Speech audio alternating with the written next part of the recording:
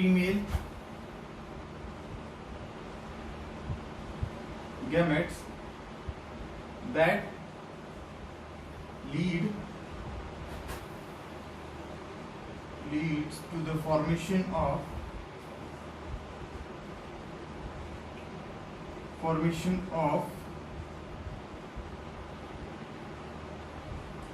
zygote।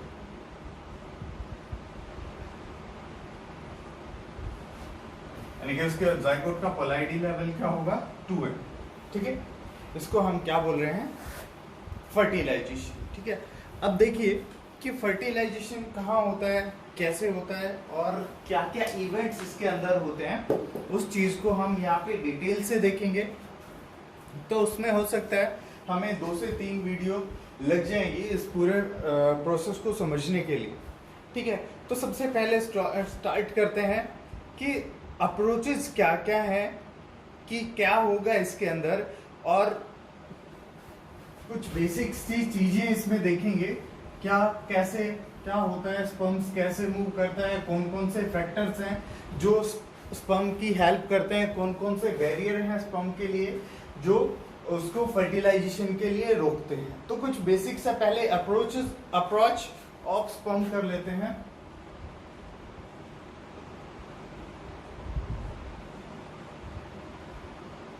ठीक है, तो सबसे पहले हम बात करते हैं किसकी, कि one ejaculation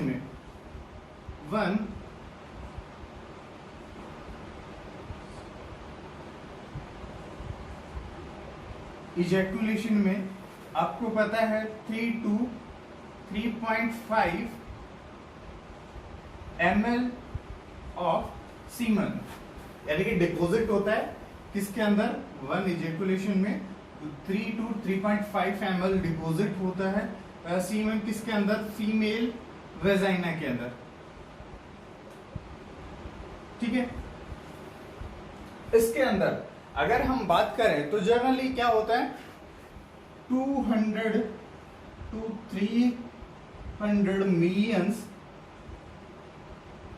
millions of sperm होते हैं। 200 to 300 मिलियंस ऑफ स्पर्म इसके अंदर होते हैं। तो उनमें से हंड्रेड्स ऑफ स्पर्म, यानी कि लास्ट में 100 ऑफ स्पर्म्स कहां पहुंच पाएंगे, एग तक पहुंच पाएंगे, और उनमें से भी एक क्या होगा, एक स्पर्म होगा जो एग के साथ क्या करेगा, मीट होगा, या एग के साथ मीटिंग जिसकी होगी वो 1 होगा।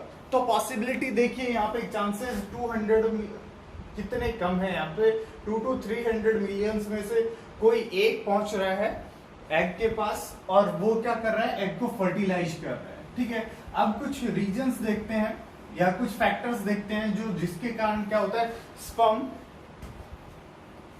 एग तक पहुंचता है, या वो जो फैक्टर्स स्पर्म को एग तक पहुंचने में हेल्प करते हैं। ठीक है, तो सबसे पहला फर्स्ट फैक्टर देखते हैं। फर्स्ट फैक्टर क्या है जो क्या करता है, स्पर्म को एग तक पहुंचने में हेल्प करता है। ठीक है, ये क्या है, लास्टिंग मूवमेंट ऑफ टेल। ठीक है, लास्टिंग मूवमेंट ऑफ टेल का मतलब क्या हुआ,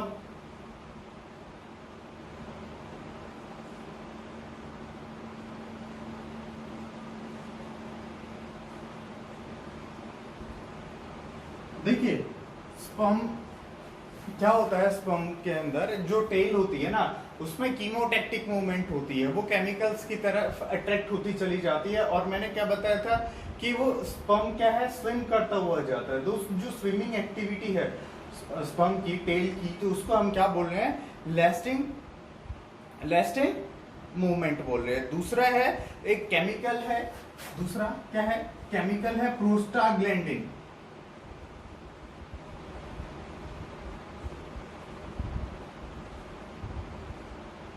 क्या है, दूसरा क्या है, प्रोस्टाग्लैंडिन्स। ठीक है, ये क्या करता है, कॉन्ट्रैक्शन काज करता है किसके अंदर, यूट्रस और वेजाइना के अंदर। क्या काज करेगा, कॉन्ट्रैक्शन करता है कहां, यूट्रस एंड वेजाइना के अंदर। ये जो कॉन्ट्रैक्शन होगी ये क्या करेगी, जो स्पर्म है उसको ऊपर की तरफ यानी कि यूट्रस की तरफ और फिर फिलोपियन ट्यूब की तरफ ले जाने में हेल्प करेगी। यानी कि ये कॉन्ट्रैक्शन कुछ सक्शन टाइप की होती है, उसको ऊपर की तरफ रिवर्स, अगर हम बोले तो रिवर्स कॉन्ट्रैक्शन होगी, उसको ऊपर की तरफ लेके जाएगी। अगर थर्ड हम बात करें, थर्ड अगर फैक्टर की बात करें तो वो क्या है, एस्पिरेटरी मूवमेंट। ठीक है, एस्पिरेटरी मूवमेंट यूट्रस के अंदर होती है। थर्ड अगर हम बात करते हैं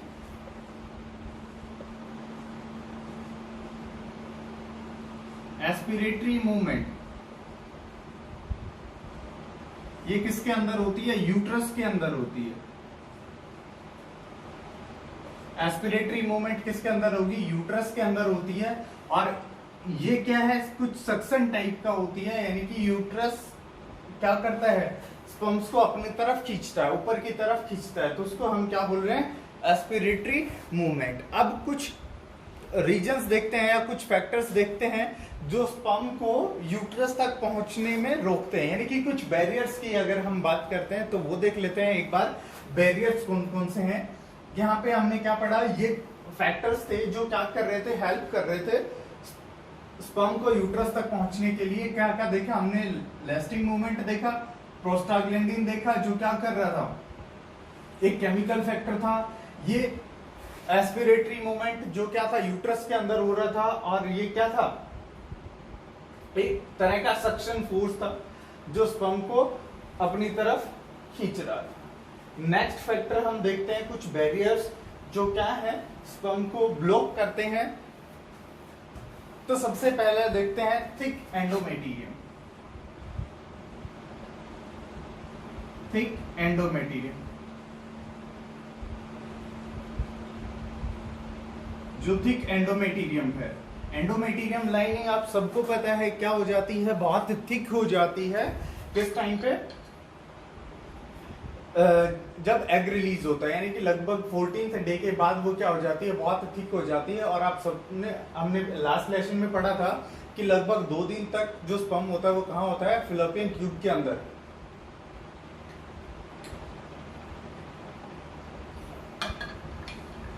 लगभग 2 दिन तक स्पर्म फिलोपियन ट्यूब के अंदर होता है।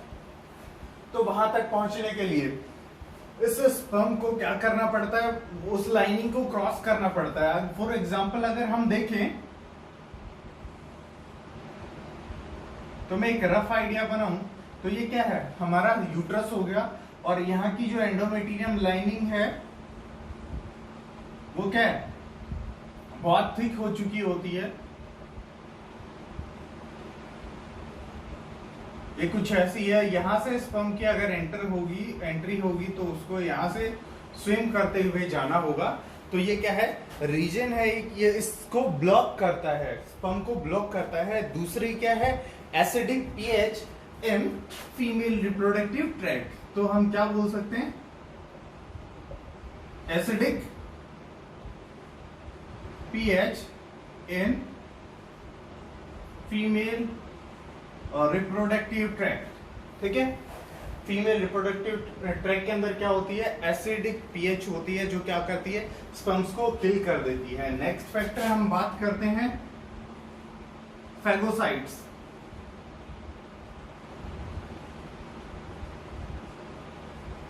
फैगोसाइट्स जो कहां पे प्रेजेंट होते हैं, फीमेल रिप्रोडक्टिव ट्रैक्ट के अंदर फीमेल फैगोसाइट्स प्रेजेंट होते हैं। वो क्या करते हैं कि स्पर्म्स को क्या कर देते हैं, खा लेते हैं। ठीक है, फैगोसाइटोसिस बताया था, ये प्रोसेस क्या होता है। ठीक है, नेक्स्ट अगर हम एक छोटा सा फैक्टर देख लेते हैं तो यहाँ पे हमने लास्ट अभी थोड़ी देर पहले बात की थी कि 200 to 300 मिलियंस ऑफ स्पर्म होते हैं। तो यहाँ तक पहुंचते पहुंचते कितने स्पर्म बच जाते हैं, 100 ऑफ स्पर्म यहाँ पे रिमेन रह जाते हैं इन बैरियर्स को क्रॉस करने के बाद, जो कहाँ पे पहुंच पाते हैं, फिलोपियन ट्यूब के अंदर 100 ऑफ स्पर्म पहुंच पाते हैं इसके बाद। ठीक है, और यहाँ पे अगर मैं बात करूं इस सारे प्रोसेस में उसका रेट क्या होगा, यानी कि जो स्विमिंग रेट है स्पर्म का वो कितनी देर में कितना चल पाता है। तो अगर मैं बात करूं तो 1 to 4 mm पर मिनट उसकी मूवमेंट होती है 1 to 4 mm पर मिनट उसकी मूवमेंट होती है, यानी कि वो स्विम करके 1 मिनट में 1 से 4 mm ही पहुंच पाता है। ठीक है, ये तो था हमारा बेसिक से चीजें। अब हम बात करते हैं फीमेल ट्रैक के अंदर, उसके अंदर चेंजेस क्या क्या आते हैं, फर्टिलाइजेशन के लिए जो नेसेसरी फैक्टर्स हैं वो क्या होते हैं, और क्या क्या होता है स्पर्म के साथ फीमेल रिप्रोडक्टिव ट्रैक के अंदर जाने के बाद। तो सबसे पहली अगर जो हम चीज देखते हैं वो क्या है, capacitation.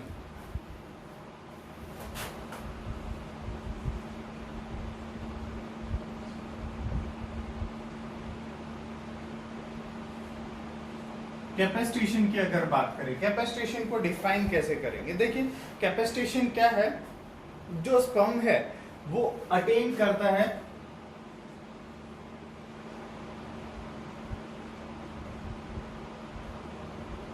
Functional maturity. Functional maturity अगर हम बात करें कहाँ होती है ये कैपेसिटेशन, कहाँ होती है, अगर पूछा भी जाए कि कहाँ होती है तो भाई ये कहाँ होगी, फीमेल रिप्रोडक्टिव ट्रैक के अंदर। यानी कि अगर मैं बात करूं पर्टिकुलर तो ये कहाँ पे होगी, फैलोपियन ट्यूब में। ठीक है, अब इसमें होता क्या है, जनरली होता क्या है वो देखेंगे। तो जो सबसे पहला प्रोसेस होगा कैपेसिटेशन के अंदर वो क्या होगा, removal of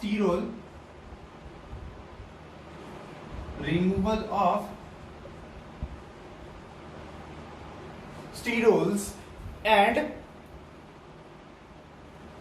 glycoproteins from the acrosomal membrane. Removal of sterol and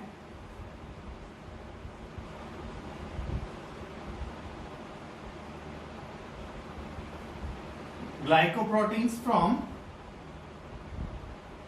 कहां से, acrosomal membrane।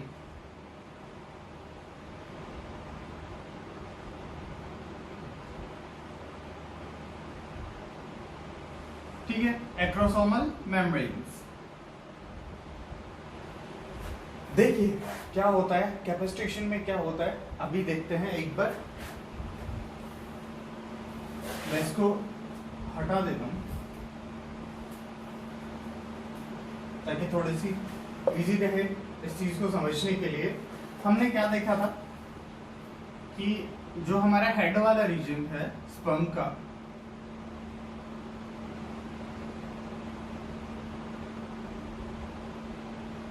यहाँ पे कुछ एंजाइम्स प्रेजेंट होते हैं। ठीक है, और यहाँ पे देखिए कैपेसिटेशन में क्या होता है, यहाँ पे क्या होगा, स्टीरोल और क्या होगा, ग्लाइकोप्रोटीन्स प्रेजेंट होंगे यहाँ पे। तो ये जब कैपेसिटेशन होती है तो यहाँ पे क्या हो जाएगा, इनको रिमूव कर दिया जाएगा, इनको यहाँ से हटा दिया जाएगा। ठीक है, फीमेल रिप्रोडक्टिव ट्रैक के अंदर कुछ ऐसे सब्सटेंस प्रेजेंट होते हैं जो इनके साथ रिएक्शन करके इसको यहां से हटा देते हैं। ठीक है, सेकंड कैपेसिटेशन में क्या होता है, influx of calcium ion. Influx of calcium ion से क्या होगा, ठीक है, इन्फ्लक्स यानी कि स्पर्म के अंदर आ जाएंगे कैल्शियम आयन, और जो इसकी क्या है एक्टिविटी है, मोबिलिटी, अगर मैं मेनली बात करूं मोबिलिटी की,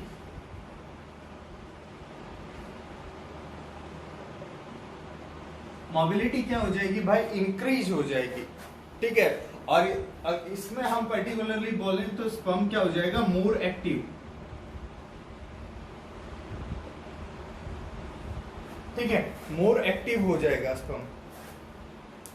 ठीक है, अब देखिए इसके बाद कैपेसिटेशन के बाद जो सेकंड स्टेप आता है हमारा, उसमें होती है स्पीसीज रिकॉग्नाइजेशन। यानी कि जैसे हम क्या हैं, ह्यूमंस हैं, तो होमोसेपियन जो जैसे फर्टिलाइजेशन होता है वो सेम स्पीसीज के अंदर होता है, अदर स्पीसीज में नहीं होता। क्यों नहीं होता, क्योंकि वहां पे क्या होता है, स्पीसीज रिकॉग्नाइजेशन, यानी कि जो एग और स्पर्म की मेटिंग से पहले एक प्रोसेस होता है जिसमें एक दूसरे के जो गैमेट्स है वो एक दूसरे को पहचानते हैं कि सेम स्पीसीज का है या नहीं है। तो इस प्रोसेस में अगर वो सेम स्पीसीज का नहीं होगा तो उसका स्पर्म का क्या हो जाएगा, फैगोसाइटोसिस हो जाएगा और वो स्पर्म क्या हो जाएगा, वहीं पे खत्म हो जाएगा। अगर यहाँ पे स्पीसीज रिकॉग्नाइजेशन हो गया तो क्या होगा, तो फर्टिलाइजेशन होने के चांसेस क्या है, बढ़ जाते हैं। तो यहाँ पे दो फैक्टर होते हैं, दो रिएक्शन होती है, फैक्टर की मैं बात नहीं कर रहा, फैक्टर तो क्या रिएक्शन ही होती है। तो उसमें क्या होता है, फर्टिलिन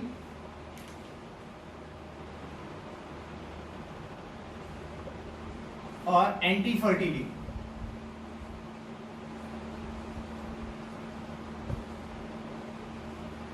रिएक्शन,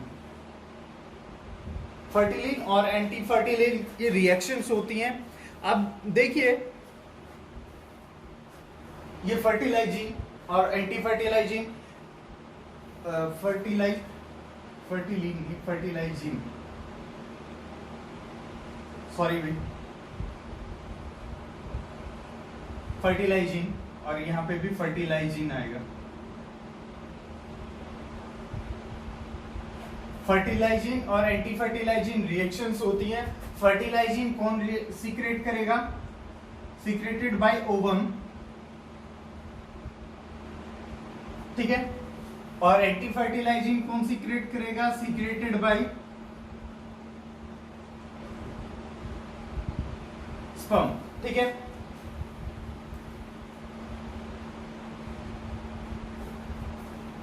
जो फर्टिलाइजिंग है वो एग सीक्रेट करेगा और इसमें क्या होती है, स्पर्मोफिलिक साइट्स होती है। क्या होती है, स्पर्मोफिलिक साइट।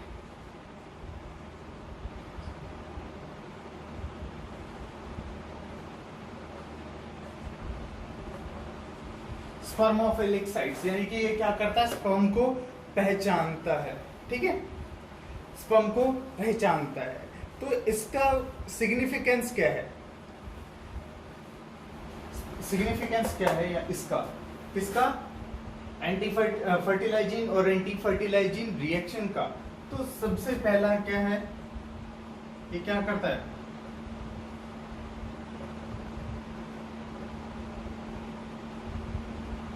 यूनिकनेस मेंटेन करता है। सेकंड क्या है, थिन आउट, डोंट वरी मैं अभी समझा दूंगा ये सारी चीजें। Thin out number of sperms, यानी कि जो यहाँ पे हंड्रेड्स ऑफ स्पर्म होते हैं वो यहाँ पे और भी कम हो जाते हैं इस प्रोसेस के दौरान, ठीक है। अब देखिए ये क्या होता है, जैसे मैं अगर बात करूं तो ये एक एग है, एग के सरफेस के ऊपर ये फर्टिलाइजिंग एंटी फर्टिलाइजिंग रिएक्शंस होती हैं। यहाँ पे क्या होगा, जैसे ये स्पर्म बाइंड हो गया, ये स्पर्म बाइंड हो गया, ये स्पर्म बाइंड हो गया, ये यहाँ पे रिएक्शन करते हैं, ठीक है, ये यहाँ पे रिएक्शन करते हैं और स्पर्म्स को आइडेंटिफाई करते हैं कि सेम स्पीसीज का स्पर्म है या नहीं है।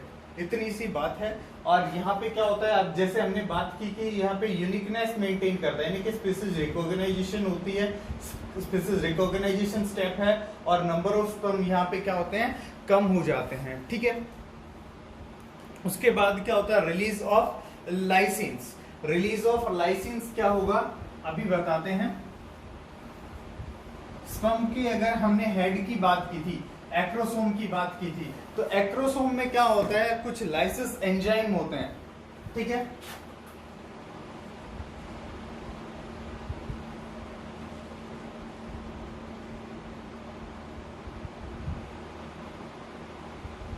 लाइसिन्स, रिलीज ऑफ लाइसिन्स, ठीक है। अब देखिए इसमें क्या होता है, जो स्पर्म का एक्रोसोम होता है, हेड होता है, उसमें क्या होता है, कुछ एंजाइम्स होते हैं, वो एंजाइम्स देखते हैं। यहाँ पे क्या होते हैं, release of corona digesting enzymes, ठीक है। तो कौन से एंजाइम की हम बात कर रहे हैं,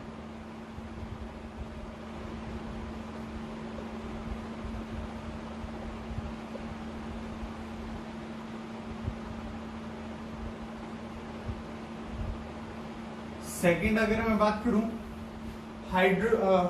सेकंड अगर मैं बात करूं तो हाइड्रोलोनिडेज, ठीक है।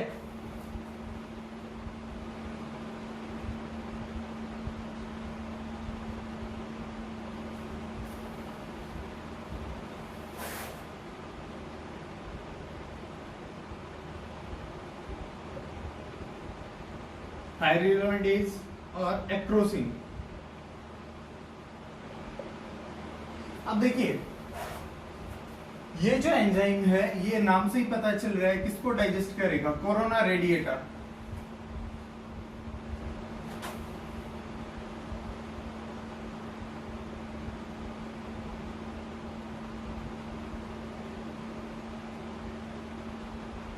देखिए आजकल जो नाम चला हुआ है कोरोना, उसके नाम से भाई बड़ा डर लग रहा है। फर्टिलाइजेशन तो कहाँ करवाएं, कोरोना के नाम से ही डर लग रहा है। कोरोना रेडिएटर को क्या करता है, डाइजेस्ट करता है, ठीक है। नेक्स्ट क्या करेगा, एक हाइड्रोलाइडेज, ये देखिए क्या होता है, एग है, एग के सरफेस पे कुछ सेल्स पाई जाती हैं, कुछ सेल्स होती हैं, और ये सेल्स क्या होती हैं, एक दूसरे के साथ अटैच होती हैं जेलेटिनियस सब्सटेंस के साथ, ठीक है, जिसको हम क्या बोल रहे हैं, हाइड्रोलोनिक एसिड। हाइड्रोलोनिक एसिड तो उसको क्या करेगा, हाइड्रोलाइडेज क्या करेगा, इसको डाइजेस्ट करेगा, ठीक है, ताकि ये सेल क्या हो जाए, डिसइंटीग्रेट हो जाए, ठीक है। और फिर क्या होता है, एक्रोसिन। एक्रोसिन क्या करेगा, किसको डाइजेस्ट करेगा, आपकी जोना पैलेसुडा को, आपकी जोना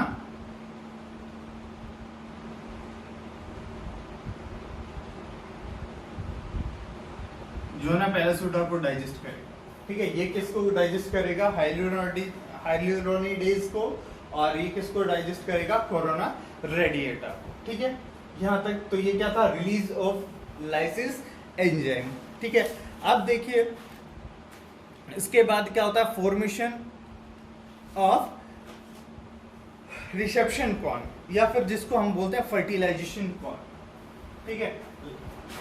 फर्टिलाइजेशन कॉर्न या रिसेप्शन कॉर्न क्या होता है,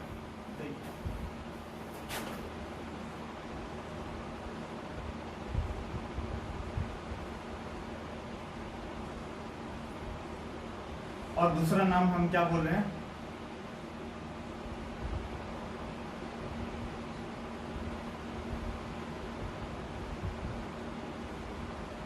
रिसेप्शन कॉर्न, ठीक है। ये कहां बनता है, देखिए जो हमारा एग है,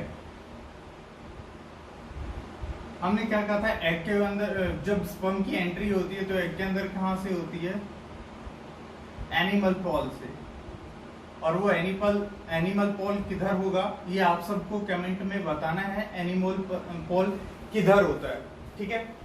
तो देखिए जब स्पर्म की एंट्री होगी तो वहां पे एक नोच लाइक स्ट्रक्चर बनता है।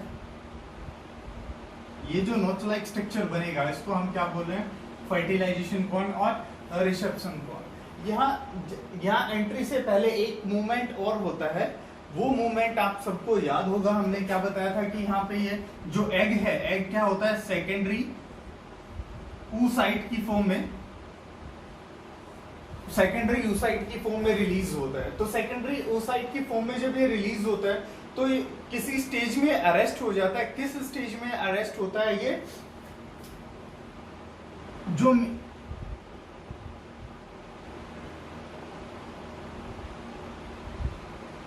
मेयोसिस सेकंड में ये अरेस्ट होता है, ठीक है। किस फेज में ये लोग, ये कमेंट में आप बताओगे क्योंकि हम पढ़ चुके हैं मेयोसिस सेकंड की किस फेज में अरेस्ट होता है। तो ये फेज क्या होती है, कंटिन्यू हो जाती है जब ये इसके साथ अटैच होता है, ठीक है। तो उसके बाद ये क्या बना देती है, नेक्स्ट पोलर बॉडीज बना देती है। आप सबको याद होगा हमने लास्ट स्टेप में हमने किया था कि 2 पोलर बॉडीज अराइज होती हैं, ठीक है।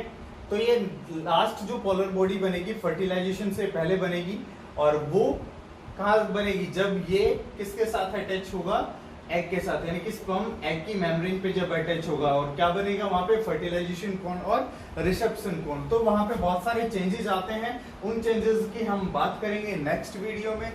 तब तक पढ़ते रहिए, स्टे सेफ, स्टे होम।